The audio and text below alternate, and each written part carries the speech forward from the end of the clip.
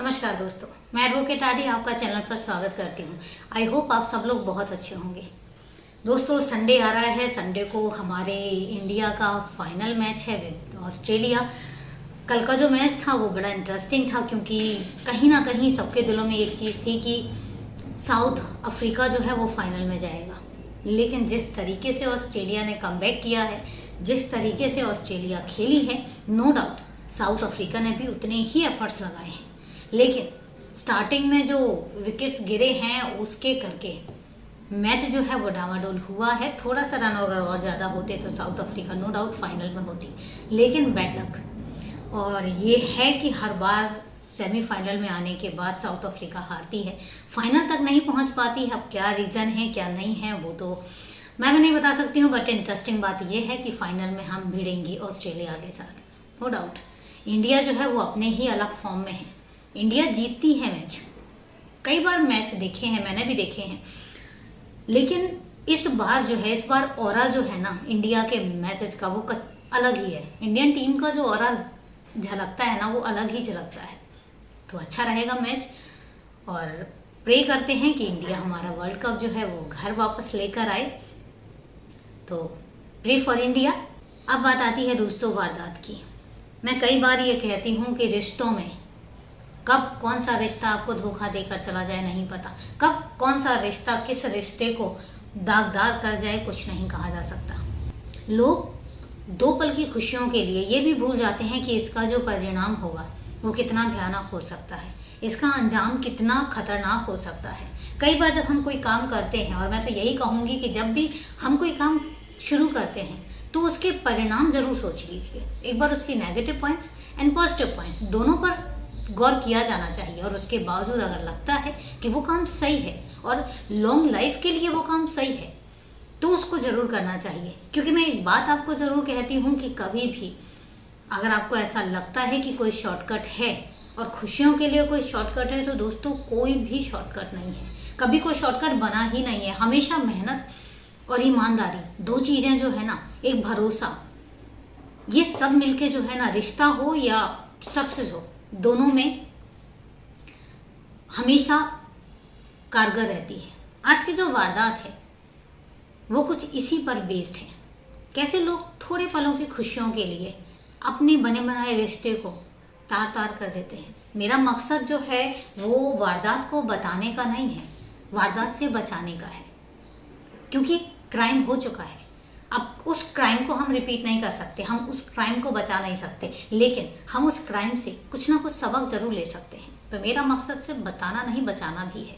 और हकीकत बात यह है दोस्तों कि हमारे आपके और क्राइम के बीच में फासला सिर्फ उतना है कि हम कितने सतर्क हैं, हम कितने सावधान हैं। सतर्क रहिए, सावधान रहिए। वारदात शुरू करूं उससे पहले यही कहना चाहूंगी कि अगर आप अपने इस परिवार में नए हैं तो चैनल को सब्सक्राइब करना मत भूलिए, साथ में बेल आइकन जरूर प्रेस करिएगा, क्योंकि आप फर्दर नोटिफिकेशन के लिए बहुत इजी स्टेप है। और इसके अलावा वारदात के बारे में, चैनल के बारे में आपकी कोई भी राय है तो कमेंट बॉक्स में जाके कमेंट करके जरूर बताइएगा। तो चलिए दोस्तों शुरू करते हैं अपनी वारदात है 2023 की। वारदात है यूपी की। फर्रुखाबाद में एक शख्स रहता है तोताराम।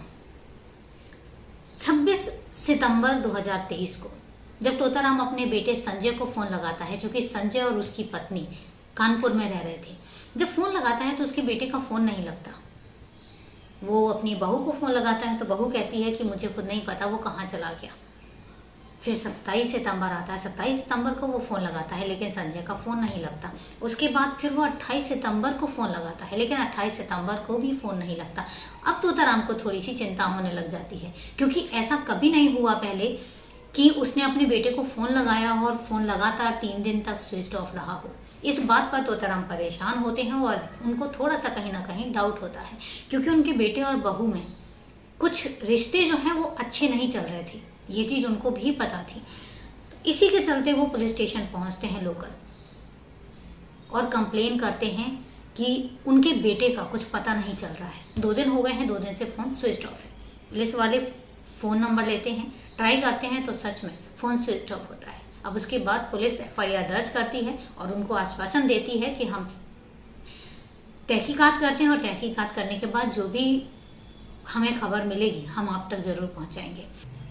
अब इसके बाद क्या होता है कि पुलिस जो है पुलिस उनसे पूछती है कि आखिर आपका बेटा कहाँ जा सकता है। तो वो कहते हैं मेरा बेटा कहीं जा नहीं सकता, मुझे डर है कि मेरे बेटे को पता नहीं क्या हुआ है, क्योंकि 2 दिन तक फ़ोन कभी स्विच ऑफ उसका नहीं रहा। तब वो पूरी बात पूछते हैं कि आखिर पूरी बात बताइए, पूरी बात क्या है। तब तोताराम कहते हैं कि कुछ सालों पहले मेरे बेटे की शादी हुई थी।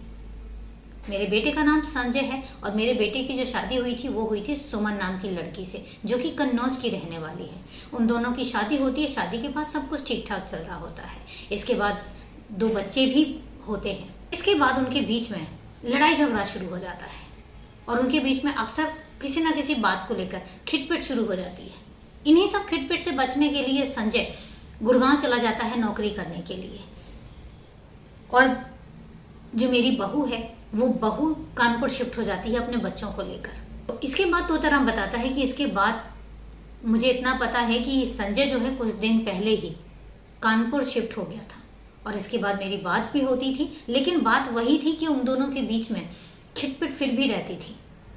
तो अब तोताराम कहता है कि मुझे इस बारे में मैं चाहता हूं कि तहकीकात की जाए, क्योंकि मुझे कुछ सही नहीं लग रहा है। आज से पहले ऐसा कभी नहीं हुआ कि मेरे बेटे का 2 दिन तक फ़ोन स्विच ऑफ रहे और बेटे का कुछ पता ना चले। अब इस बात पर पुलिस जो है, पुलिस कानपुर पहुंचती है और कानपुर पहुंचने के बाद उस एड्रेस पर जाती है जिस एड्रेस पर सुमन रह रही होती है। सुमन से पूछताछ की जाती है। सुमन कहती है कि मुझे नहीं पता कि वो कहाँ चला गया है, लेकिन 26 सितंबर के बाद वो घर लौट कर नहीं आया है। अब पुलिस को कहीं ना कहीं डाउट तो हो रहा था, लेकिन डाउट के साथ वो कहीं कुछ खास पहचान नहीं कर पा रहे थे। पुलिस जो है उस सुमन का नंबर लेती है, सुमन के नंबर की सीडीआर निकलवाती है। जब सीडीआर निकलवाती है तो पता लगता है कि एक नंबर पर सुमन की लगातार बात होती है, और जब इस नंबर का पता किया जाता है तो ये नंबर निकलता है कानपुर में ही रहने वाले राजेश का। राजेश और इनकी जिस तरीके से बात होती है, जितनी लंबी लंबी बात होती है, तो इससे कुछ पता चलता है कि कहीं ना कहीं इनके बीच में कुछ रिश्ता है।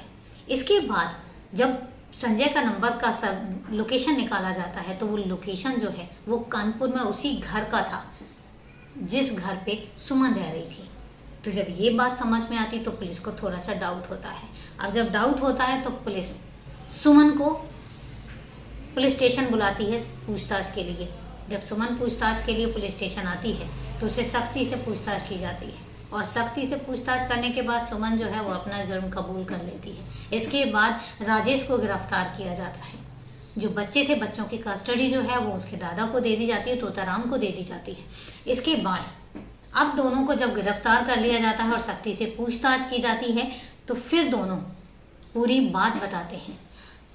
सुमन बताती है कि कुछ साल पहले मेरी शादी हुई थी, शादी के बाद सब कुछ ठीक ठाक चल रहा था, फिर बच्चे होते हैं, तब तक चीज़ें ठीक थी, लेकिन उसके बाद मेरी डिमांड कुछ ज़्यादा थी, तो इसके करके हमारी जो है वो शादीशुदा ज़िंदगी में खिटपिट होने लग जाती है और हमारे बीच में झगड़े बहुत होने लग जाते हैं।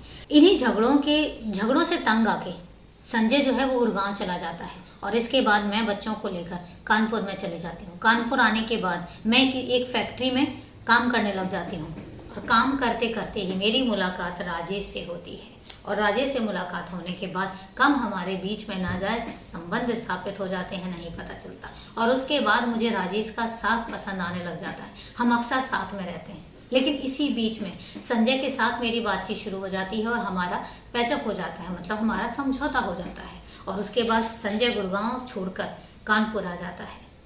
थोड़े ही दिन होते हैं, लेकिन सुमन को संजय के साथ नहीं, उसको राजेश के साथ रहना था। उसको राजेश के साथ रहना अच्छा लगता था, और इसी बात को लेकर वो संजय के साथ अब तंग आने लगी थी, उस रिश्ते में तंग आने लगी थी। इसके बाद उसने एक प्लानिंग के तहत राजेश के साथ संजय की दोस्ती करवाई। इस तरीके से दोस्ती करवाई कि संजय को कुछ पता भी ना चले। उन दोनों की दोस्ती करवाने के बाद अब बात आती है 26 सितंबर 2023 की। 26 सितंबर 2023 को राजेश जो है संजय को अपने घर बुलाता है। संजय उसके घर जाता है, दोनों ड्रिंक करते हैं, और ये प्लान के तहत राजेश जो है संजय को ड्रिंक जो है वो बहुत ज़्यादा करवा देता है। और जब संजय बेहोशी की हालत में हो जाता है तब इसके बाद राजेश सुमन को फ़ोन लगाता है और कहता है कि ये बेहोश हो गया है, अब क्या करना है। तो उधर से सुमन कहती है कि काट डालो उसको, और इसके बाद तेज धारदार हथियार से राजेश उसका कत्ल कर देता है, गला काट देता है। और इसके बाद एक बोरी में भर के और देर रात पास के ही नाले में उस बोरी को डंप कर देता है, जहाँ के फेंक आता है।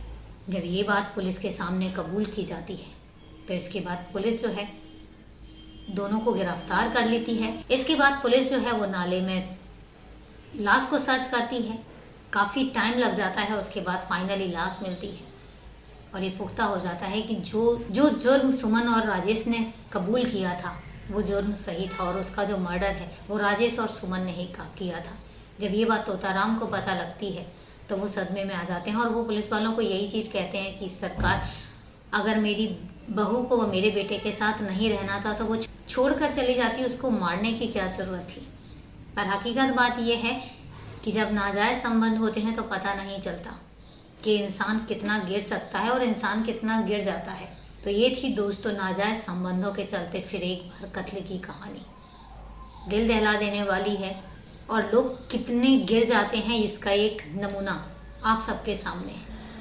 तो ये थी दोस्तों पूरी वारदात। देखते हैं कि अदालत जो है वो क्या सज़ा सुनाती है दोनों को जब ये केस कोर्ट में जाएगा।